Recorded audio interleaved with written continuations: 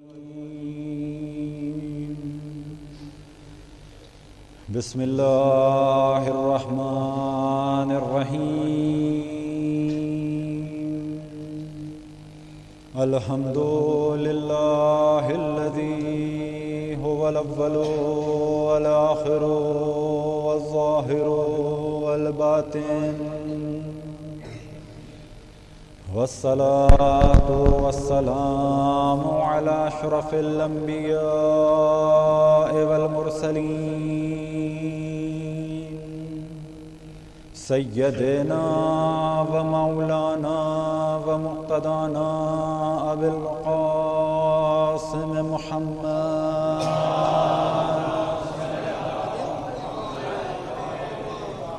وعلى أهل بيته الطيبين الطاهرين المعصومين المنتجبين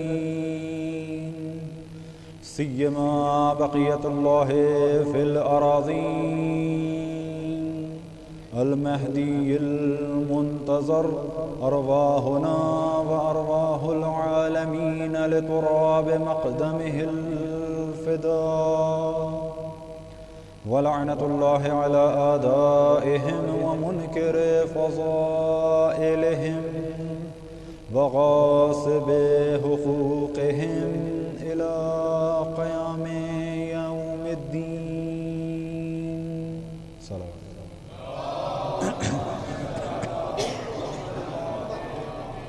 وقال الله تعالى وهو أصدق القائلين وقال ربكم ادعوني أستجب لكم إن الذين يستكبرون عن عبادتي سيدخلون جهنم داخرين. صلوات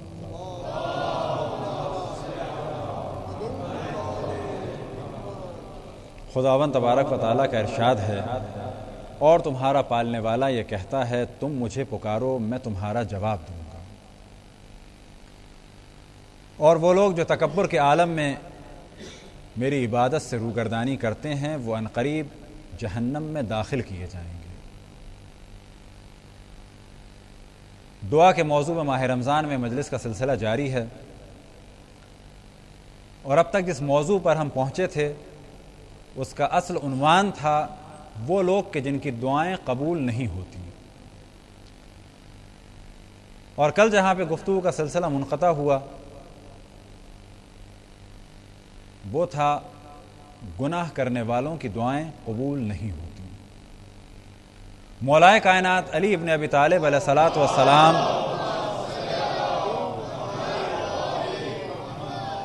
کا ارشاد ہے کہ یہ نہ دیکھو کہ گناہ چھوٹا ہے یا بڑا بلکہ یہ دیکھو کہ کس کی بارگاہ میں ہو رہا ہے.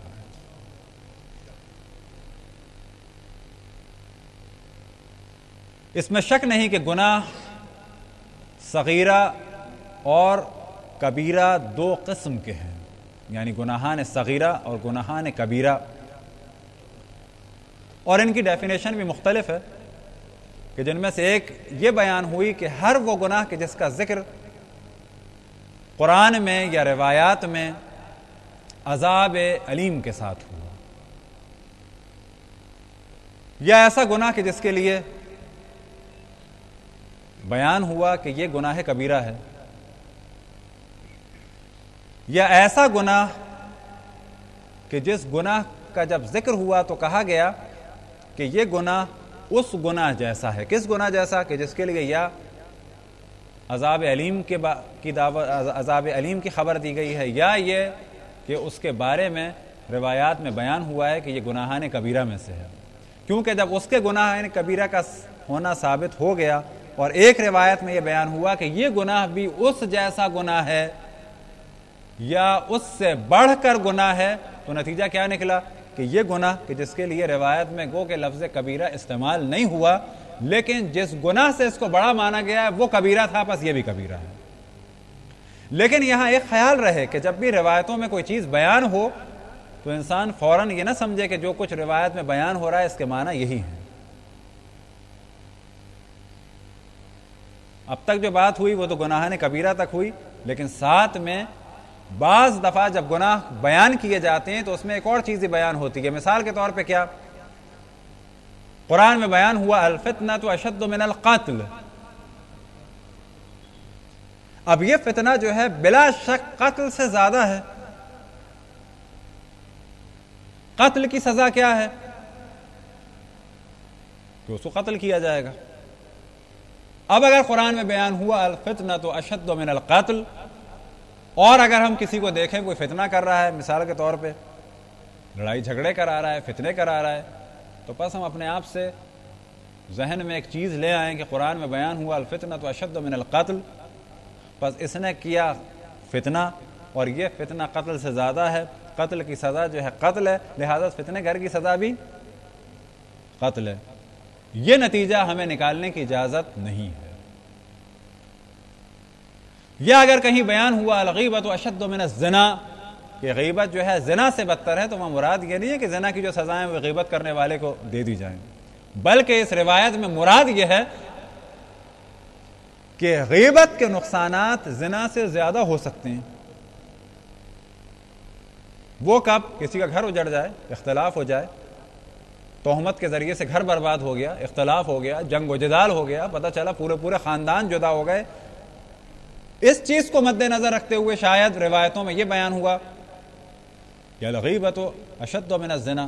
نہ اس سے مراد یہ لے لی جائے کہ جو غیبت کرے ہم سوچیں بس اس کو کم سے کم 80 کوڑے لگوائے جائیں، ایسا نہیں ہے، یا سنسار کیا جائے یا قتل کیا جائے، کہ جو زنا کرنے والوں کی سزائیں ہیں مختلف حالات میں. ایک اور چیز جو روایت میں بیان ہوتی ہے اور جانب توجہ رہنی چاہیے، مثال کے طور پہ کسی روایت میں بیان ہو کہ یہ عمل اگر کوئی انجام دے تو اس نے کفر کیا، یعنی اگر کسی نے یہ عمل انجام دیا کافر ہو گیا، یہ نجس ہو گیا. اب اگر یہ عمل انجام دے کے مر گیا تو مسلمانوں میں قبرستان میں دفن نہ کیا جائے، اسے نماز جنازہ اس کی نہ ہو، کیا یہ معنی؟ یہ معنی نہیں ہے. روایت میں بیان ہوا کہ اگر کوئی عمل انجام دیتا ہے تو اس نے کفر کیا، یعنی کیا کیا؟ کفر عملی کیا، یعنی عملی طور پہ وہ کافر ہے. اس روایت میں عقیدتی طور پہ اس کا کافر ہونا ثابت نہیں ہے. لہٰذا جب بھی ایسی روایات دیکھیں تو بہت جلدی فیصلہ کرنے کی کوشش نہ کریں، کیونکہ بہت ساری روایات کو سمجھنا کوئی آسان سی چیز نہیں ہے. صلوات پڑھیں پر محمد والے.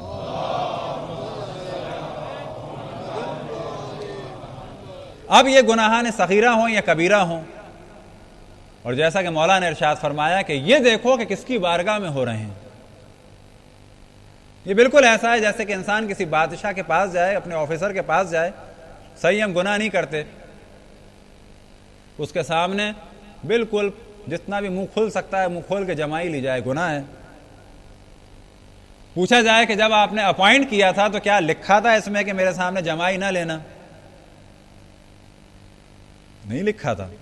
کیا کسی مذہب میں جمائی لینا حرام ہے؟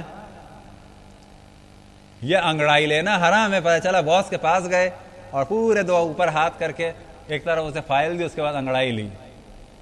اس سے کہا جائے آپ نے نہیں لکھا، آفس سے کانسٹیٹیوشن میں نہیں لکھا کہ انگڑائی لینا حرام ہے، اپنے کمرے کے دروازے پہ نہیں لکھا کہ اس حدود میں مثلا 10 بائی 10 کے کمرے میں جب داخل ہو گئے تو انگڑائی لینا حرام ہے، جمائی لینا حرام ہے. اس میں ناراضی کیا بات ہے؟ بلکہ یہ دیکھا جاتا ہے کہ انسان کس کے پاس جا رہا ہے، اس کے مطابق عمل کرے. گناہ چاہے کبیرہ ہو چاہے صغیرہ ہو، دیکھنا یہ ہے کہ کس کی مخالفت ہو رہی ہے، کس سے جنگ ہو رہی ہے. حج میں ایک تعداد نظر آتی ہے مومنین کی کہ وہ یہ پوچھتے ہیں یہ کام حرام ہے، کفارہ تو نہیں ہے نا؟ کیا مراد؟ حرام ہے کوئی بات نہیں، بکرا تو نہیں جائے گا نا؟ مراد یہ کام حرام ہے کوئی بات نہیں، یعنی خدا کی مخالفت ہے کوئی بات نہیں، کوئی بکرے کا مسئلہ تو نہیں ہے، کفارہ تو نہیں ہے، یعنی ڈر دنیا کے کفارے سے ہے، خدا کی بارگاہ میں خدا کی مخالفت سے نہیں ہے. لہذا گناہ چاہے چھوٹا ہو چاہے بڑا ہو، یہ سبب بنتا ہے دعاؤں کی عدم قبولیت کا. مخصوصاً آپ نے شاید محسوس کیا ہو کہ اس موضوع کو ہم نے کہ کن لوگوں کی دعائیں قبول نہیں ہوتی زیادہ تفصیل سے بیان کر رہے ہیں بنسبت اس کے بعد جو موضوع آئے گا کہ ان کی دعائیں قبول ہوتی ہیں وہ اس سے کم تفصیل سے بیان ہوگا. کیونکہ زیادہ ضرورت اسی چیز کی ہوتی ہے کہ بچے اور نوجوان اس چیز سے آگاہ ہو جائیں کون سی چیز حرام ہے اور بری ہے. جب یہ جان لیں گے تو ایک طرف دعا کی قبولیت کی خواہش ہوگی، نتیجہ کیا ہوگا کہ خود بخود انسان گناہ سے بچے گا. ہمارے معاشرے میں گناہ کیا ہے؟ شراب پینا، سور کا گوشت کھانا، یہ چند اور گناہ ہو گئے کہ جن میں سے ایک کی ہم مغرب سے پہلے دروس جو ہوتے ہیں ان میں فقہی مسائل میں ایک دفعہ یہ مثال دی گئی، اور آپ سے بھی اگر سوال کیا جائے مثال کے طور پہ کیا کتا لے کے ٹہلنا. اگر کوئی شخص جو مسجد میں باقاعدگی سے آتا ہو اسے آپ دیکھیں کتا لے کے ٹہل رہا ہے، اوہ ہو توبہ توبہ کتا لے کے ٹہل رہا ہے. اگر یہ اپنی جوان بیٹی کے ساتھ ٹہل رہا ہو بے پردہ، کوئی کچھ نہیں کہے گا، کیونکہ ہمارے ذہن میں شراب، کتا، سور، اس سے زیادہ کچھ نہیں ہے. اور اس جانب توجہ دینی ہے. گناہ یہ فقط یہی نہیں ہے، یہ وہ گناہ ہیں کہ یہ زیادہ مشہور ہو گئے ہیں، روایتوں میں بھی ان کی تاکید ہے، ہمارے معاشرے میں بھی زیادہ ہیں. لیکن گناہ کی تعداد زیادہ ہے، اور گناہ کے بارے میں صرف یہ ذہن میں رکھنا چاہیے کہ ہر وہ کام کہ جس سے خدا، رسول اور ائمہ علیہ السلام کی مخالفت ہوتی ہے گناہ. جب ہم نے خدا کو قادر مطلق مان لیا، تمام کائنات کا مالک مان لیا، رسول اللہ کو خداوند تبارک و تعالیٰ کا رسول اور بھیجا ہوا پیغمبر مان لیا، اور ائمہ کو رسول اللہ کا جانشین اور حجت خدا مان لیا، تو اب کیا عذر ہے کہ خدا، رسول اور ائمہ کی مخالفت کی جائے؟ وہ ایک عذر ہے، وہ ہے حب دنیا، دنیا کی محبت کس سے ختم. اور یہ دنیا کی محبت ایسی ہے کہ روایتوں میں بیان ہوا کہ ایک طرف تو یہ گناہ کا موضوع ہے، اور اسی سے ریلیٹڈ جو روایتوں میں بیان ہوا کہ دنیا کی بہت زیادہ محبت یہ انسان کو دعاؤں کی قبولیت میں مانے ہے. اور اس کی ایک وجہ شاید یہ ہو سکتی ہے کہ انسان ہر وقت دنیا کی یاد میں رہتا ہے. یہ ذہن میں رکھیں، جس چیز سے محبت ہوتی ہے، چاہے وہ انسان ہو اور چاہے وہ کوئی بے جان چیز ہو، اتنی محبت ہو جاتی ہے کہ انسان کے ذہن میں وہی چیز رہتی ہے، چاہے وہ کوئی آئندہ آنے والا مقام ہو، مقام سے مراد کوئی بڑی پوسٹ ہو، کہ انسان اٹھتے بیٹھتے جاگتے اس کی محبت میں رہتا ہے، گرفتار رہتا ہے، اسی کی فکر میں رہتا ہے، اور یہی محبت اس کو خدا سے دور کر دیتی ہے. ایک واقعہ جو بعض علماء سے نقل ہوا کہ نجف میں ایک نوجوان شخص جب دنیا سے جا رہا تھا، تو جو دنیا سے جا رہا ہو کہ جسے کہا جاتا ہے عالم احتضار، کہ اب اس کو جو ہے تلقین کرنی ہے، خدا کے بارے میں بتانا ہے، رسول اللہ کے بارے میں بتانا ہے، ائمہ کے بارے میں بتانا ہے، جنت کے بارے میں، جہنم کے بارے میں، یہ مختلف چیزیں تلقین کرنی ہیں اس کو، کیونکہ آخر وقت جو ہے بہت سخت وقت ہے. اور آخر وقت کا اگر آپ ہم اندازہ لگانا چاہیں تو کم سے کم ایسا ہے جیسے 105 106 بخار ہو جائے، کہ انسان نڈھال، ایک دفعہ آنکھ کھل رہی ہے، ایک دفعہ ہوش آ رہا ہے، کچھ کہنا چاہ رہا ہے، کچھ کہہ نہیں سکتا، محسوس ہو رہا ہے اپنے پرانے زمانے کے خیالات آ رہے ہیں، پرانے زمانے کی کیفیات طاری ہو رہی ہیں. بعض دفعہ آپ نے محسوس کیا ہوگا کہ انسان خود ہمارے ساتھ بلکہ ایسا ہوا کہ بعض دفعہ جو ہے گھبرا کے اٹھے، کیا کہ محسوس کیا ہو رہا ہے کہ کلاس روم میں نہیں پہنچ پائیں اور ایگزام ہو رہا ہے مثلا. اور اس وقت کی کیفیت وہی ہوتی ہے بالکل کہ جب انسان گھبرا کے اٹھتا ہے تو اس سے کچھ دیر پہلے تک یہی محسوس ہو رہا ہوتا ہے کہ اس پر ٹیچر سر پہ ہے، اسکول سے نکال دیا جائے گا، فیل ہو جائیں گے، یہ سب کیفیات ہوتی ہیں. عالم احتضار میں بھی یہی ہے کہ زندگی کے تمام مراحل انسان کو یاد آ رہے ہوتے ہیں، چاہے وہ مخالفت خدا میں گزرے ہوں، چاہے وہ عبادت خدا میں گزرے ہوں. جب اس سے کہا گیا، اس شخص سے، اس نوجوان سے کہ کہو لا الہ الا اللہ، تو وہ جواب میں کہتا تھا نہ توڑو میں نہیں کہتا. پھر کہا گیا کہو لا الہ الا اللہ، جواب میں کہا کہ نہ توڑو میں نہیں کہتا. اب لوگ بھی پریشان، کہہ رہے ہیں کہو لا الہ الا اللہ، جواب میں وہ کہتا ہے نہ توڑو میں نہیں کہتا. خیر خوش قسمتی سے وہ موصوف بچ گئے، وہ جوان بچ گیا. پھر بعد میں علماء نے اس سے سوال کیا کہ بالآخر یہ کیا تھا کہ ہم کہتے تھے کہو لا الہ الا اللہ، تم جواب میں کہتے تھے نہ توڑو میں نہیں کہتا. اگر کہو کہ نہیں اللہ نہیں ہے بڑا، اللہ ایک نہیں ہے، تو سمجھ میں آئے چلو شیطانی بات ہے، نہ توڑو میں نہیں کہتا، یہ کیا مراد ہے؟ کہا کہ ہاں جس وقت آپ لوگ کہتے تھے کہ کہو لا الہ الا اللہ، تو میں دیکھتا تھا ایک بہت ہی قریب المنظر شخص، وہ کون تھا؟ مثلا شیطان تھا، اور اس کے ہاتھ میں تھی ایک گھڑی، اور پھر اس نے بتایا کہ میرے پاس ایک گھڑی ہے، اس گھڑی سے مجھے بہت زیادہ محبت ہے، اور آخر وقت میں یہ شیطان اس گھڑی کو دکھاتا تھا اسے، اور جب آپ لوگ کہتے تھے کہو لا الہ الا اللہ، تو شیطان کہتا تھا کہ میں اسے توڑ دوں گا، تو میں جواب میں کہتا تھا نہ توڑو، میں نہیں کہتا۔ یہ نتیجہ ہے گھڑی کی محبت کا، لہٰذا کہا جاتا ہے انسان جس سے چاہے محبت کرے، لیکن پہلے خدا سے محبت کرے، پھر انسان کسی اور سے محبت کرے۔ یعنی ہماری محبت ڈائریکٹ اولاد سے نہ ہو، ڈائریکٹ کاروبار سے نہ ہو، بلکہ پہلے خدا کی محبت اور اطاعت ہو، پہلے خدا کی وحدانیت، عدالت کا اور حکمت کا اور صفات ثبوتیہ اور اسماء حسنہ کا یقین ہو، اس کے بعد اولاد سے محبت ہو۔ اگر یہ محبت ڈائریکٹ ہو گئی تو ممکن ہے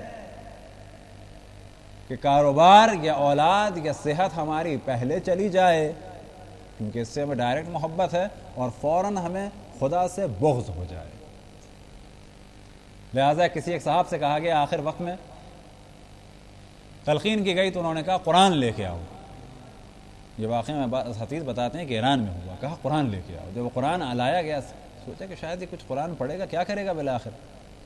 ایسے وقت میں تو انسان فوراً قرآن لاتا ہے۔ جب قرآن لایا گیا تو اس نے قرآن کے اوپر تھوک دیا اور کہا کہ خدا نے میرے اوپر ظلم کیا ہے۔ کیا تھا ذہن میں؟ واللہ وہ ویزا تو نہیں تھا جیسے پہلے بیان ہوا کہ خدا کا ہم نے امتحان لے لیا۔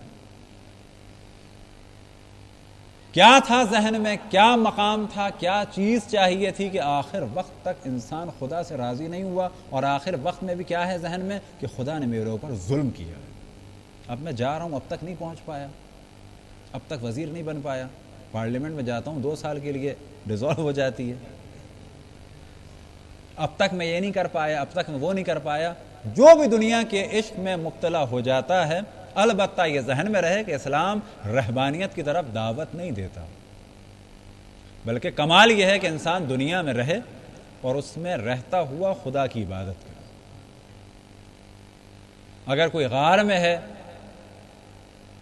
اور فلم نہیں دیکھتا تو وہاں تو کچھ ہے ہی نہیں، نہ بجلی نہ VCR، نہیں دیکھتا تو کمال نہیں ہے۔ اگر غار میں ہے، وہاں کسی حسین چہرے کو بار بار نہیں دیکھتا تو کمال نہیں ہے، وہاں ہے ہی کیا دیواروں کے علاوہ؟ اگر غار میں ہے اور رشوت نہیں لیتا، کون سا کمال کیا؟ اگر غار میں ہے اور کسی کو نقصان نہیں پہنچاتا تو کون سا کمال کیا؟ کمال یہ ہے کہ نقصان پہنچا سکتا ہو، مال حرام سے لے سکتا ہو، اور نہ لے صرف خدا کی خوشنودی کے لیے۔ کمال یہ ہے کہ گھر میں وہ یہ دیکھے کہ اس کی بیٹیاں ہیں، اگر وہ یہ حرام سے پیسہ لے لے تو ان کی شادیاں بہترین جگہ ہو سکتی ہیں، لیکن کیونکہ خدا رسول اور ائمہ علیہم السلام، مخصوصاً امام زمان علیہ الصلوۃ والسلام ناراض ہو جائیں گے، لہٰذا میں یہ حرام پیسہ نہیں لیتا، باوجود یہ کہ جانتا ہوں کہ بیٹیاں بیٹھی ہیں، باوجود یہ کہ جانتا ہوں کہ بیٹیوں کی آنکھوں میں آنسو ہیں، باوجود یہ کہ جانتا ہوں کہ میری کم آمدنی کی وجہ سے مجھے تانے بھی ملتے ہیں، لیکن نہیں، سب کچھ ہو جائے گا بہتر، خدا نے پیدا کیا ہے، خدا ان بیٹیوں کی شادیاں بھی کرے گا، خدا اچھے رشتے بھی لائے گا، خدا میری مشکلات کو حل بھی کرے گا، لیکن میں خدا کی مخالفت میں قدم نہیں اٹھاؤں گا۔ اب اگر کوئی ایسا شخص ہو کہ جو خدا کی مخالفت میں قدم نہ اٹھائے تو بالکل عقل میں یہ بات آتی ہے کہ کیسے ممکن ہے کہ خدا اس کی راز اور نیاز کو اہمیت نہ دے؟ کیا یہ ممکن ہے؟ قطعاً ممکن نہیں۔ لہٰذا وہ لوگ کہ جن کی دعائیں قبول نہیں ہوتی وہ ہیں کہ جو گناہ کرتے ہیں، اور یہ ذہن میں رہے گناہ کبیرہ اپنی جگہ، لیکن اگر صغیرہ گناہ یعنی ایسا گناہ کہ جس کے اوپر جہنم کا وعدہ نہ دیا گیا ہو، یا بالفاظ دیگر واضح ہے کہ وہ گناہ صغیرہ میں سے ہے، لیکن اگر اس کو کثرت سے کیا جائے تو وہ خود گناہان کبیرہ میں سے ایک ہو جاتا ہے۔ صلوات پڑھیں بر محمد والے۔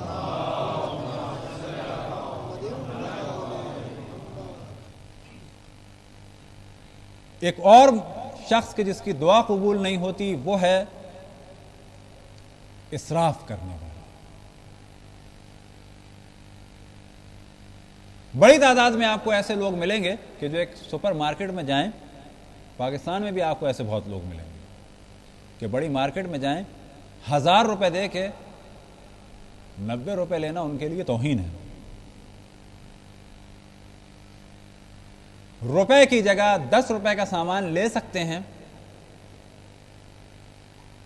اور ایک آدھ جگہ تو خود ایسی ہم نے بھی دیکھی کہ جہاں پر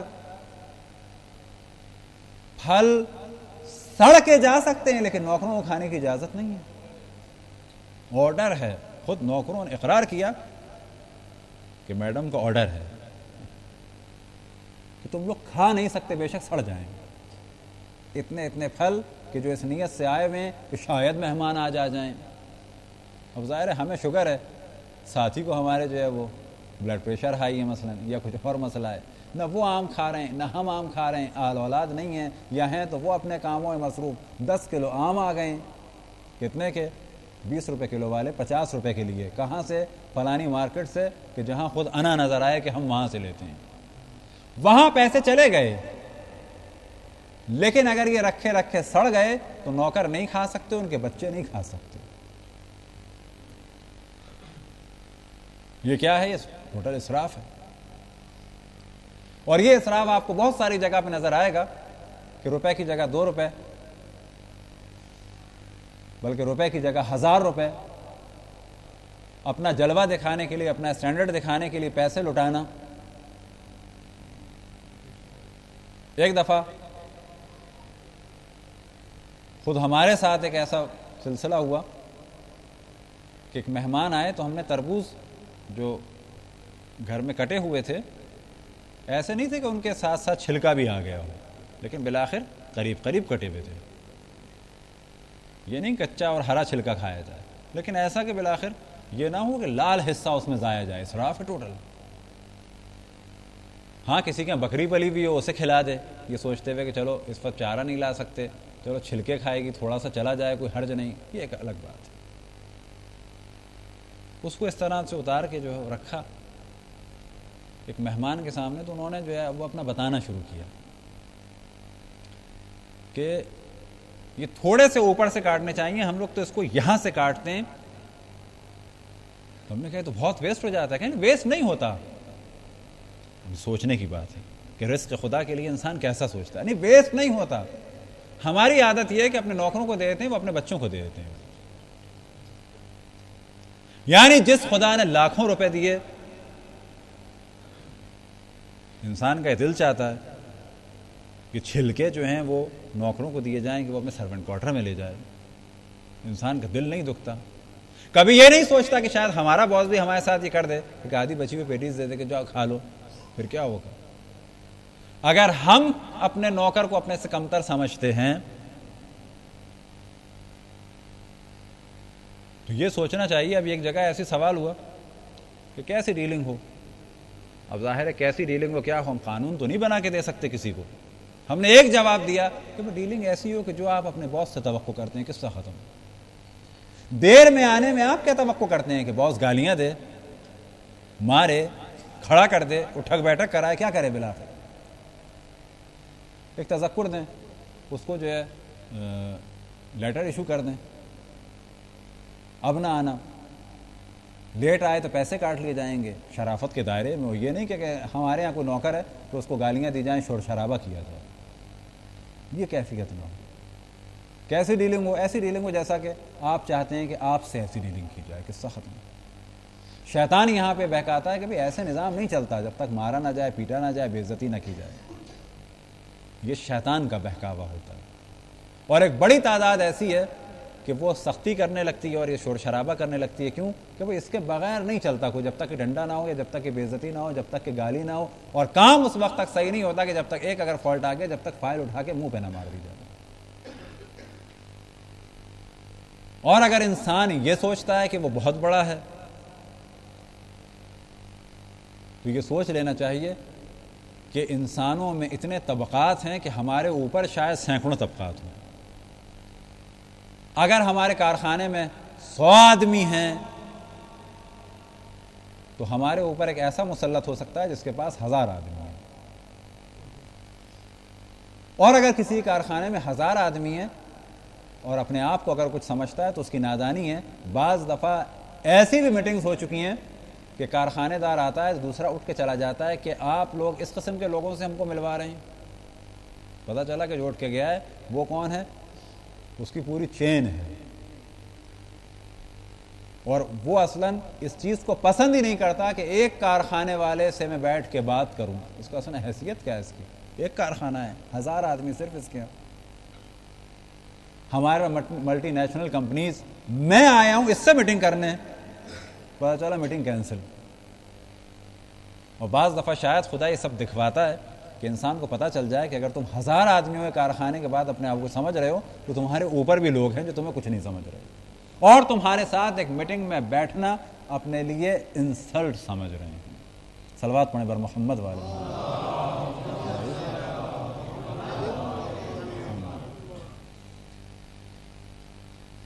ایک چیز کہ جس کا پہلے بھی ذکر ہوا کہ خدا سے بدگمان نہ ہو وہ شخص.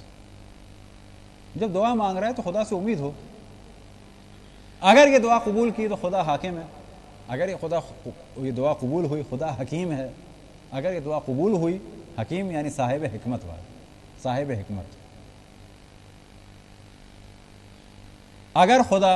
اگر یہ دعا قبول ہوئی خدا عادل ہے, نہیں قبول ہوئی خدا عادل ہے, خدا صاحب حکمت ہے, خدا ہمارے لیے بہتر جانتا ہے. میرا کام ہے صرف ماننا. دعا کرنے والا کون ہو, خدا سے ہمیشہ نیک گمان رکھتا ہو. بدگمان شخص کی دعا قبول نہیں ہوتی. اس عالم میں پتہ نہیں ہو کہ نہ ہو, کرے گا کہ نہیں کرے گا, سمجھتا ہے خدا میری مجبوری کو یا نہیں سمجھتا, دے گا یا نہیں دے گا, پتہ نہیں فائدہ ہوتا بھی ہے دعا کا کہ نہیں ہوتا. نہیں, یہ اگر سب چیزیں ہیں تو ایسے افراد کی دعائیں قبول نہیں ہوتی, بلکہ خدا کے اوپر توکل کر کے خدا سے نیک گمان کیا ہو, نیک سوچ ہو خدا کے لیے. انسان غلط نہ سوچے خدا کے لیے.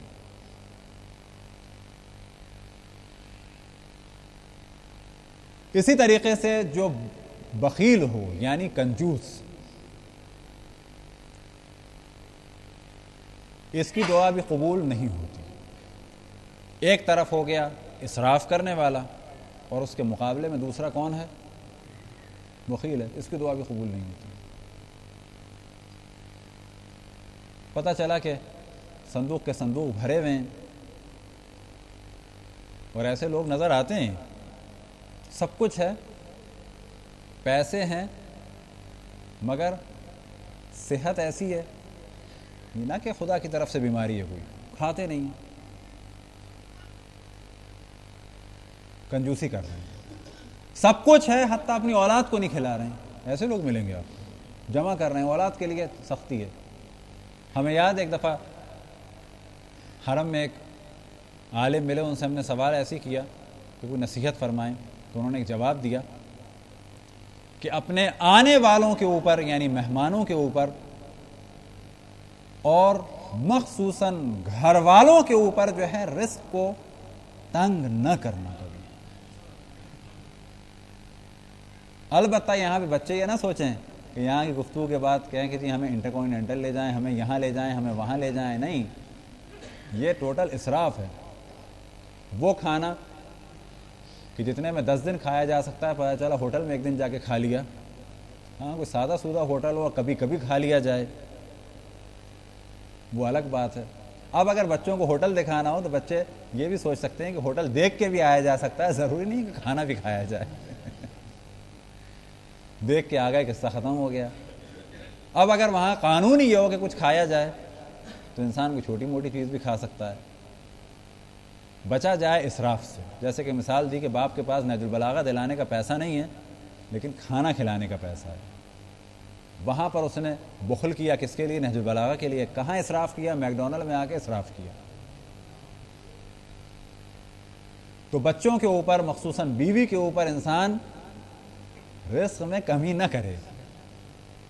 ہم ممکن ہے خواتین بھی اس قسم کی توقعات کریں, تو اتنا جان لیں مرد کہ جس طبقے کی بیوی لائے ہیں, جو اس کے لباس کی ضروریات ہیں وہ اس کو دینا واجب ہے.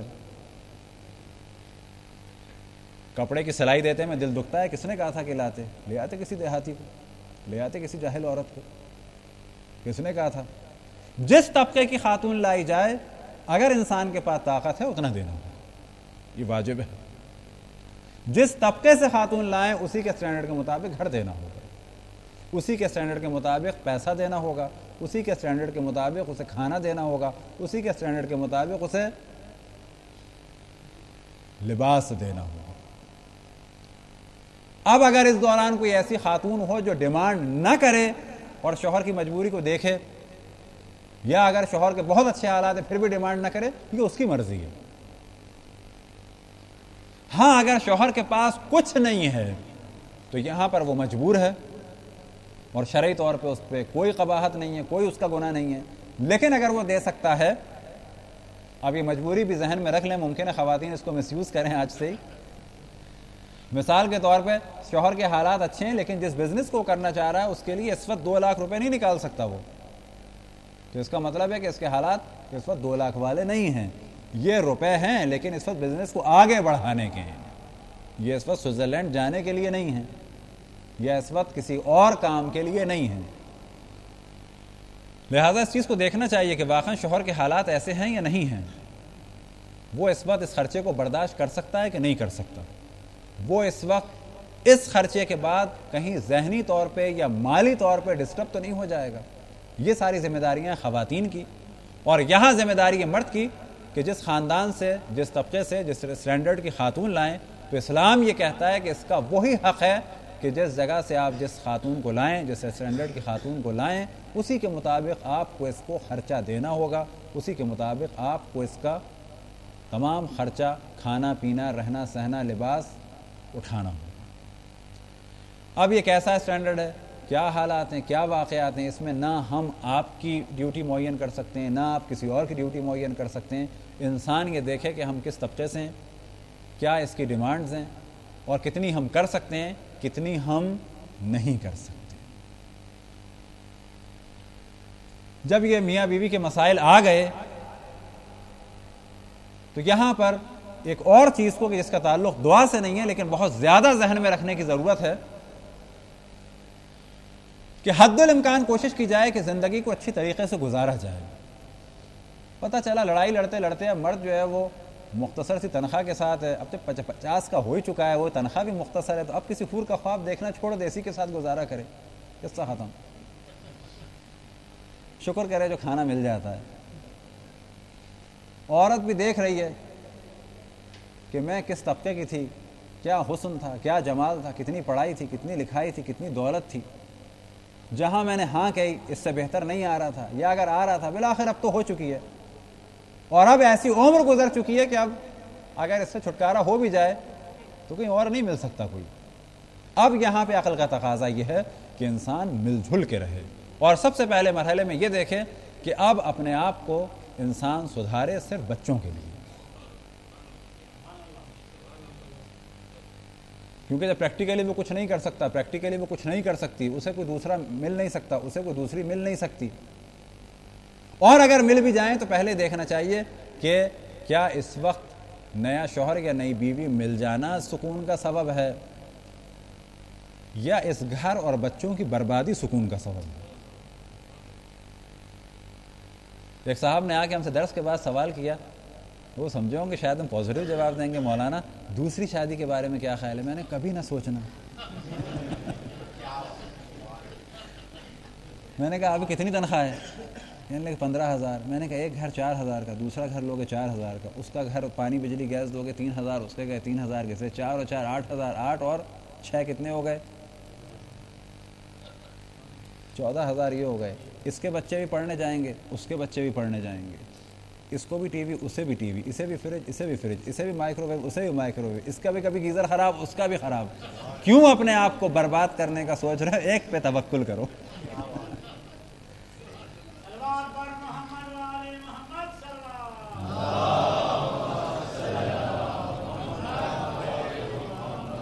روایتوں میں بیان ہوا کہ اگر شوہر برا ہو اور بیوی صبر کرے تو اسے جزا ملتی ہے حضرت آسیہ سلام اللہ علیہا کی، اور اگر بیوی بری ہے شوہر صبر کرے تو حضرت ایوب کی جزا ملتی ہے اسے۔ اب بچوں کا خیال کر کے آخرت میں جزا کو دیکھ لے، قصہ ختم ہو گیا۔ سوچے ادھر بچے اچھے نکل جائیں گے، ادھر جزا بھی مل جائے گی. یہ وہ چیزیں ہیں کہ اس کو انسان پریکٹیکلی دیکھے. بہت ساری چیزیں جو ہے محسوس ہوتی ہیں کہ ایسا ہو جائے ایسا ہو جائے ایسا ہو جائے. دیکھنا یہ چاہیے کہ کون سی چیزیں اس وقت ہمارے لیے پریکٹیکلی پاسبل ہیں. بعض خواتین نے اس قسم کے اعتراضات کیے کہ ہمارے شوہر ہمیں پریشان کرتے ہیں، یہ ہے یہ ہے یہ ہے. اب یہاں ان کو ہم نے ایک دو کو سمجھایا کہ صحیح ہے، مثلا ایسا بھی ہے ایسا بھی ہے ایسا بھی ہے، سب کچھ مان لیا، گالیاں بھی دیتا ہے، برا بھی ہے، صحیح ہے. کتنے سال ہو گئے؟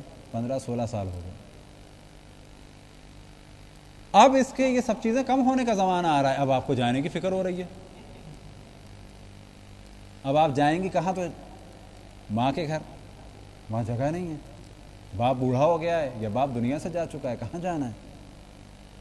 آیا اس کے ساتھ رہنا زیادہ ذلت کا سبب ہے یا بھائیوں کے گھر جا کے رہنا زیادہ ذلت کا سبب ہے؟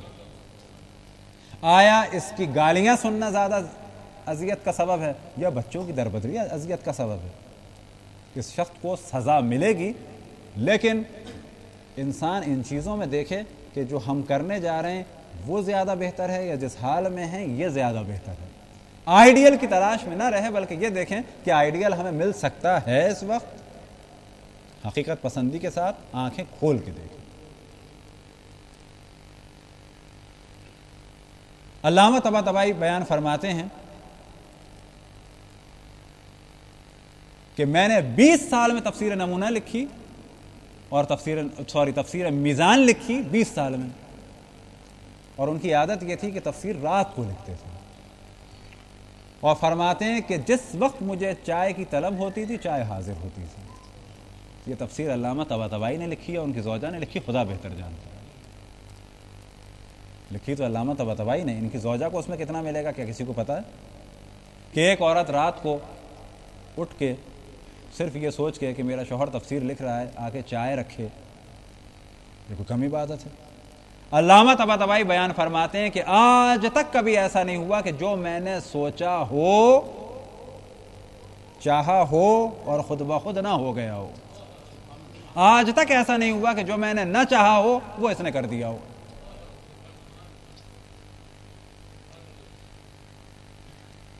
یہی ایک دفعہ آغا برجردی فرماتے ہیں کہ جب ایک دفعہ درس سے آ رہے تھے، قبر پہ ہمیشہ رکتے تھے، فاتحہ پڑھتے تھے. کسی نے سوال کیا کہ یہ کون ہے؟ کہا کہ میری بیوی ہی قبر ہے. آج جس مقام میں پہنچا ہوں، جتنی میری اس میں کوشش ہے اتنی ہی شاید اس کی کوشش ہے. اور یہی حال خواتین کا ہے کہ خواتین اگر عبادت کرنا چاہیں، بلند درجات پہنچنا چاہیں، تو مرد کو بھی پورا پورا ساتھ دینا چاہیے. انشاءاللہ یہ مسئلہ بیان ہو گئے جو ظلم سے ریلیٹڈ ہے کہ گھروں میں ہمارے خود کم ظلم نہیں ہوتا ہے.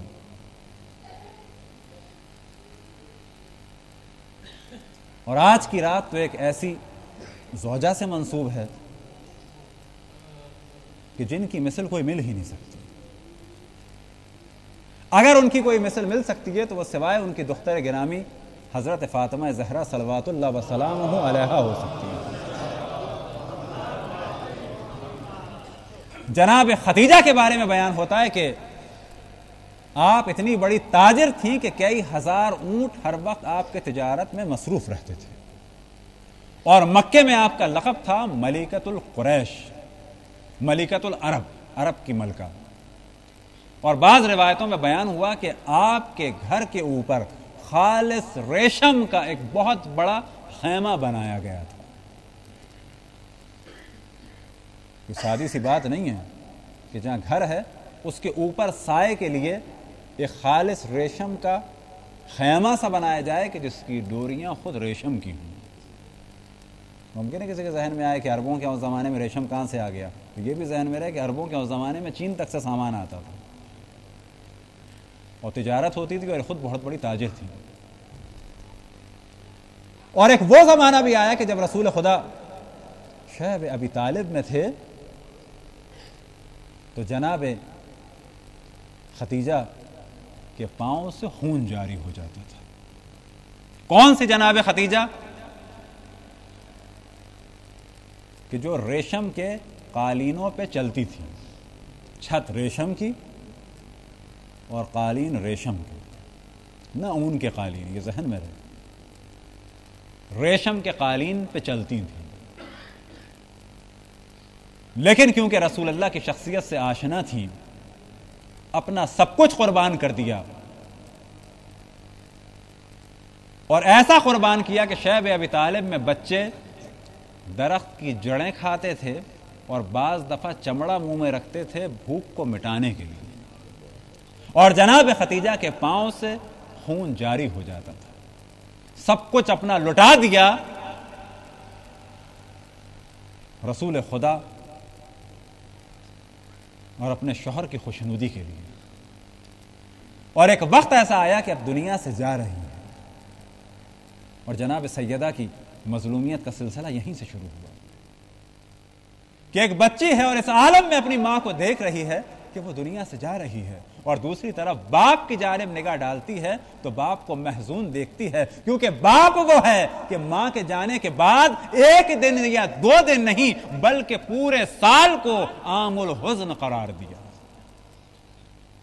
اب بچی کی مظلومیت کا عالم یہ ہے کہ ماں تو دنیا سے چلی گئی، کبھی یہ نہیں ظاہر کیا کہ مجھے بھی ممتا چاہیے، لیکن عجب فضائل ہے سیدہ کے کہ باپ کے لیے ایسی ہو گئی کہ باپ نے لقب دیا کہ فاطمہ ام ابیہا ہے۔ ارے فاطمہ ماں کو کھو کے ماں کی تمنا نہیں کرتی، باپ سے کچھ طلب نہیں کرتی، بلکہ باپ کے لیے سایہ بن جاتی ہے ایک شفقت کا، کہ باپ کو یہ کہنا پڑا کہ فاطمہ اپنے باپ کی ماں ہے۔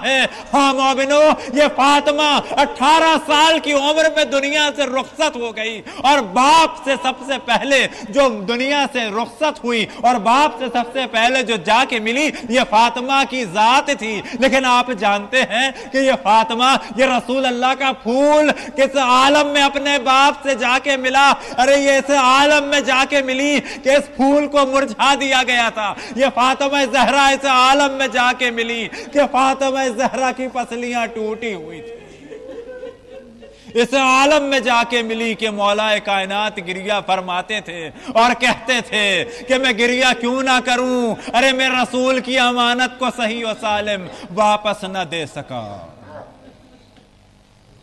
یا اللہ تجھے واسطہ ہے جناب ختیجہ کی قربانیوں کا، یا اللہ تجھے واسطہ ہے جناب سیدہ کی مظلومیت کا، یا اللہ تجھے واسطہ ہے جناب سیدہ کی عبادتوں کا، ہمارے گناہوں کو معاف فرما۔